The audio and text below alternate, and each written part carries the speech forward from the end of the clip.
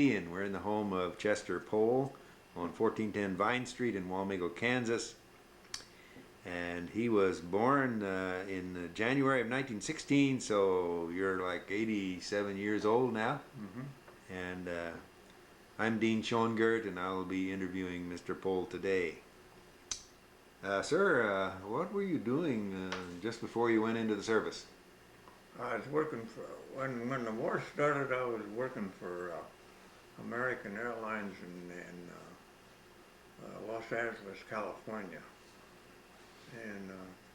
And I wanted to join the Navy. And so, but at first I wanted to go home and leave my car there. And so I went to Hanover, and then I went to Dallas, Texas, and another guy wanted to join with me, and they wouldn't take either one of us. There was something wrong with it. I had a bad heart, that's what they said. And anyhow, after that, then I went to Washington, D.C., and I worked for TWA, and I decided that I would try to join the Navy in Washington, D.C., and that's where they took me. So then, and that was in 1942 in June. And so I did my boot training in Norfolk, Virginia, and then I went to a squadron, 26th SBD squadron, 20. That was the number was 26, and in Norfolk, Virginia. And then we went aboard the What's a SPD squadron? Scout bomber by Douglas was made. Oh. And see, the SBDs are the ones that sunk all the Jap carriers in the Battle of Midway. That's all that they've sunk every carrier, 4 of them. So, but I wasn't in that. But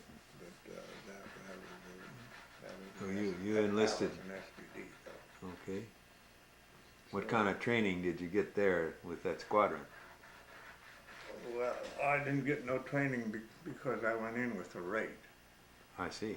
And so, and I was an aviation machinist, make 3rd class when I went in. So they just put me with the squadron, and then we went aboard the carrier, and let's see.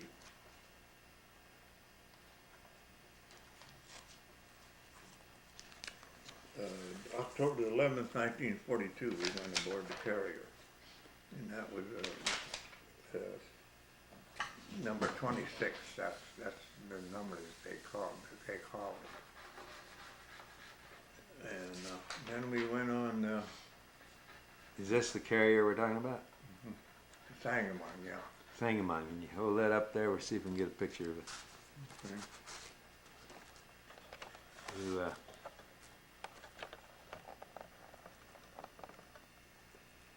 tell us about that carrier. It was a converted? It was a converted oil tanker, and then it was converted into a carrier. And it was a Jeep carrier, and they made a whole bunch more of them after that. So, but this was the first one that they ever converted. And then we went on the invasion of Africa, and we headed. That was the biggest convoy at that time ever assembled at that time. There was a bigger one after that, but anyhow. So this is like 42, 43? And 42. 42, that's indeed. Yes, see, they won the invasion of Africa.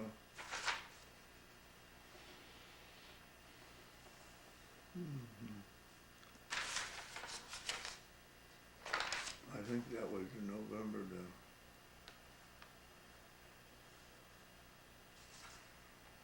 November the 7th, 1942. That's when they had the invasion of Africa. So, what did your ship do? Well, we was flying F4Fs and SBDs and TBFs. And that was the number of airplanes that we had aboard. And then they went. What was your, were you a mechanic on the airplanes, or? Mm-hmm. Yeah, I was in the squadron, yeah. And I was I was a mechanic on an airplane. Did you have an airplane or airplanes assigned to you so you maintained the same one every time, or? Well, I did, yeah. I had an airplane assigned to me, but then it finally went into the drink, and then they made me, it's on landing he went into the drink. Oh. He lost the airplane. So then they made me, me and another guy, we had to take care of all the airplanes, and so we did. That's what we did. And then when I got off of that, boy. How many men then were working under you to maintain those airplanes? Just me and the other guy. That's all. That's all? Mm-hmm. Yeah, that's all. So every time the planes came back from a flight, you'd have to. No, we worked on them. Done all the checks and all that stuff. Oh. And so whenever they came back from the flight, why, the plane captain took care of them. I was a plane captain before that, and it being just got landed in the drink on landing, then they just lost it. So we didn't get no one. And when we came back to Norfolk, Virginia, and then we went through the Panama Canal, and then went to the South Pacific, and we crossed the equator December the 14th, 1942, and crossed the international date line December 31st, 1942. And then we went to New Caledonia, January the 1st, 1943. And we were stationed in the New Hebrides Islands, the Ifadi Island, January 16th, 1943. And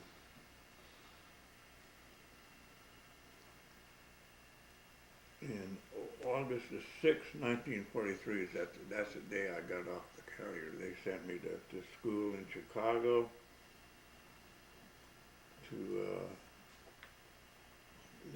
to get a hydraulic rating, and after that, then they sent me to Hawaii. I was there for 18 months, and I set up a landing gear and a beaching gear shop, and I had I don't know, about 20 guys working for me at that time. I didn't understand. You set up a landing gear and hydraulic, landing gear and the brake shop and all that. Landing gear and brake shop. Mm-hmm. And then after I got Were you doing? You must have been doing repairs then, rather than maintenance. We repaired everything. Landing gear, beaching gear, and all that stuff. So, and set up the shop. I set up the shop doing that, and then they kept sending more guys and more guys in there all the time. And I guess it must have been about 25 guys about that worked there when I got out of there.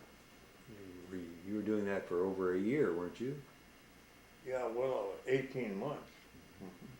18 months, and then see after you put in 18 months in Hawaii, they sent you back for leave. So, and then when I was on leave, the war was over. So, and then they sent me to the Naval Air Station in Corpus Christi, Texas, and that's where I got out.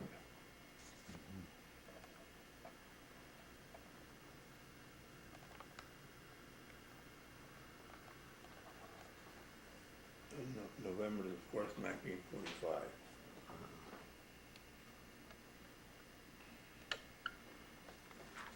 I had a lot of points, but that's why I got out early.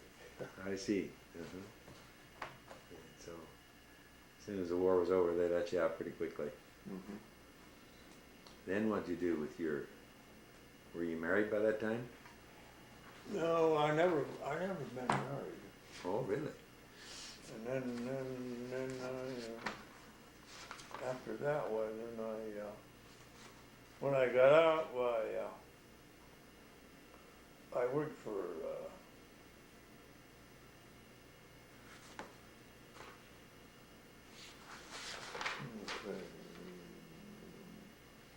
I worked, and then August the 7th, 1946. See, when I got out in November 4th, 1945, I didn't do nothing for about till August the 7th, 1946. Just bummed around. And then I worked for Delta Airlines. And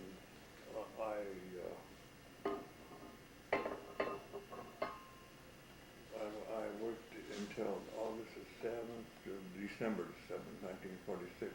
And then I started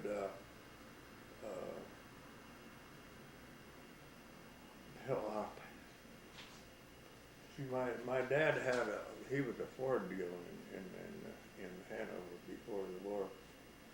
And when the war started, he got out of it, and I figured, I could get it back. Well, they wouldn't give it back to me. So I started Poell Garage in 1947, and I got out of that in 1955, and then I worked for, in Longview, Texas, worked for Letourneau. For whom? For R.G. Letourneau. He had an aviation division, and I worked there for about 2 years. In January the 9th, 1957, I went to Denver, Colorado, and I worked for Frontier Airlines until I retired in February 1st, 1981. That's when I retired. You really spent your lifetime in the air industry. Mm-hmm. And aviation. Aviation, yes. Mm-hmm. See, I went to Dallas Aviation School in 1937. To get my license, you only had to go for 1 year to do that. If you worked just for an airline, you had to do that for 2 years. But if you went to a school, you got it in 1 year. So, and then I worked for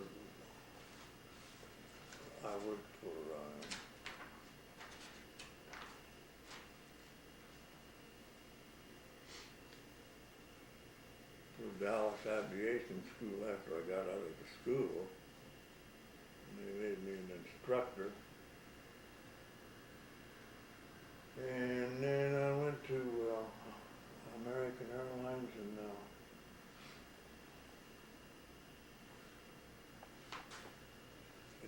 Burbank, California, September the 26th, 1941, and that's when the war started, in December the 7th, 1941.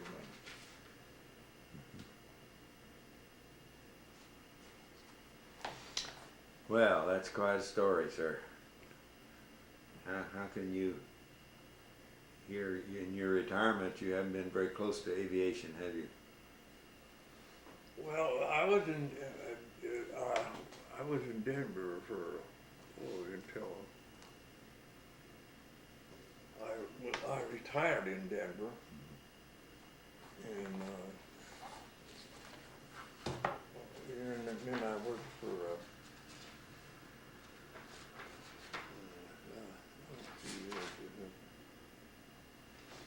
so I moved here in April the 4th, 2002. But I worked for,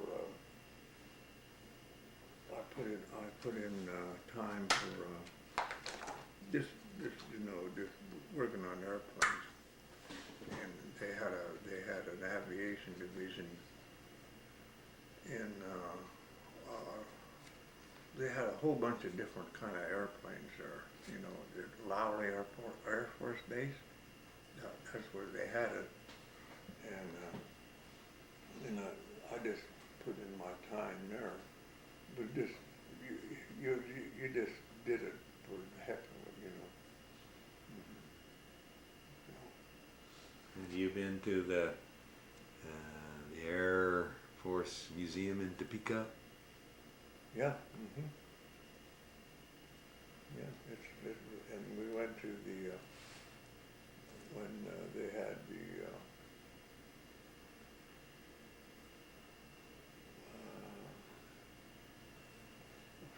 I think I used to go to a lot of air shows, and they had the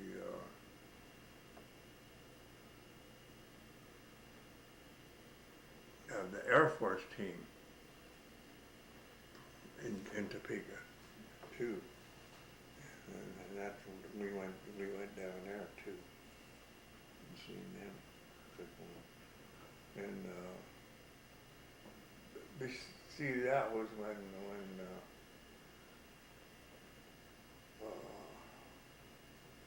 they built a new airport out there, you know, in Denver, DIA. Well, when they opened it, before they opened that airport, the Air Force Base, they had an air show there, and they had the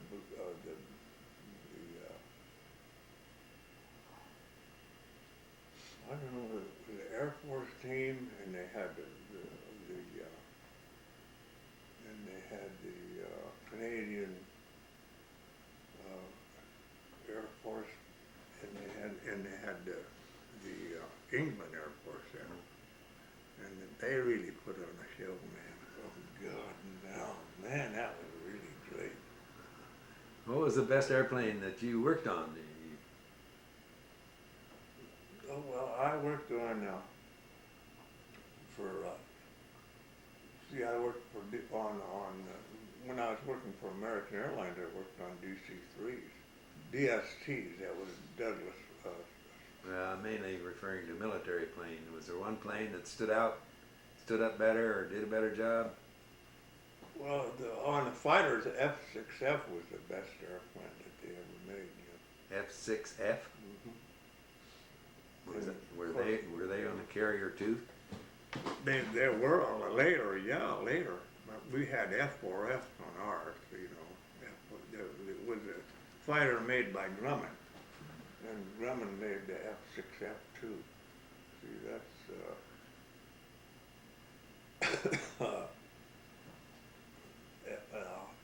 that meant this F meant fighter, and 6 was the sixth airplane that the fighter that they ever had, you know, and the F meant Grumman. Oh. And see, D meant Douglas and all that kind of stuff, you know. And TBF was a torpedo bomber by the Grumman built too, and the SBD was a Scout bomber by Douglas. That's when I worked on when I was on the carrier. What would you say was the hardest service you had in the military? The hardest? Hardest, and then what was the best? Hardest time. Was those carriers ever threatened with attack? Well, they were just they attacked us by submarines is all, but as far as I could remember. But I seen them sunk a German submarine when they sunk it. Yeah, it's good. See, when the carrier went, there was always two tin cans on each side and one in the center, and so there was destroyers, you know. So and so what the destroyers were supposed to do was take the if somebody shot a torpedo at you, they were supposed to take the damn torpedo.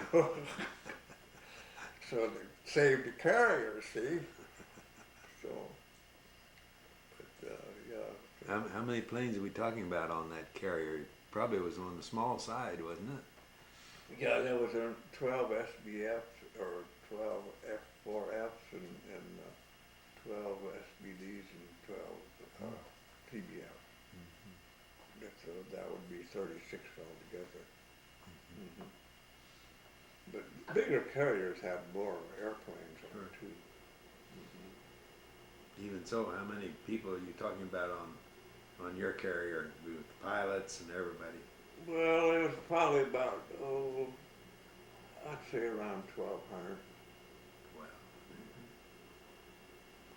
See, in the big carriers, it's got about 3,000. And now the war started in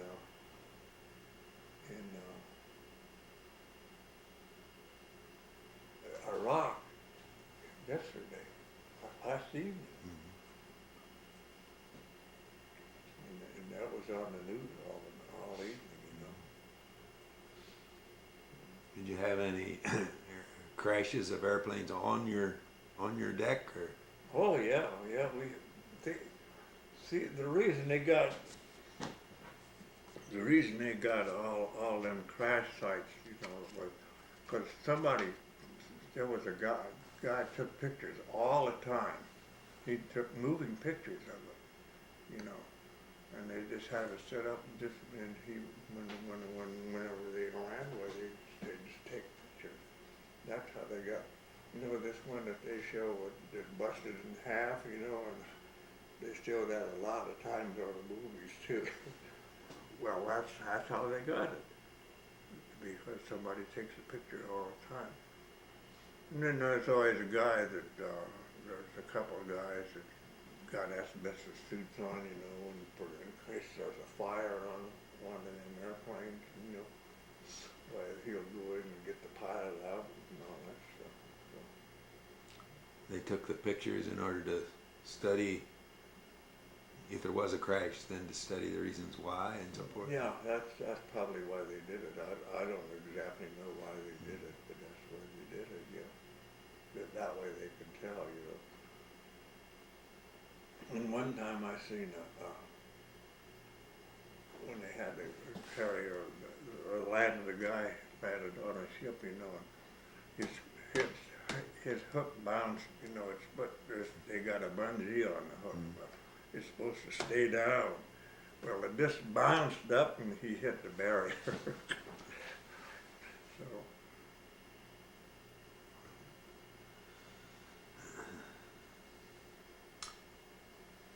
Well, would you go again? I think I would, yeah. I loved being at sea. Did you? You see, here's a picture of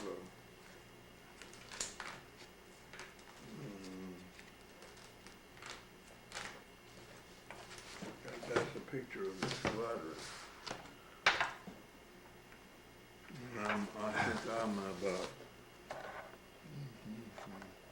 fifth one. Right there. Yeah. And you hold it up like that.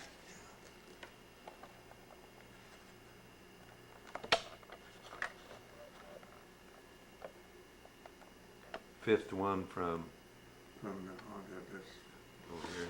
on the bottom, Fifth one. Okay. on the left.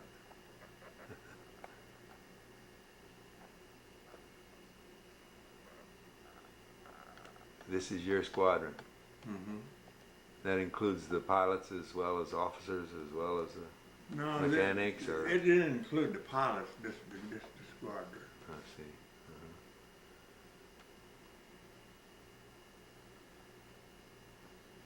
Is this on the ship? This is on the ship, yeah. They took us a picture of it. They wanted to let us have no cameras on board. I wish they would have, but they didn't. No cameras? No way.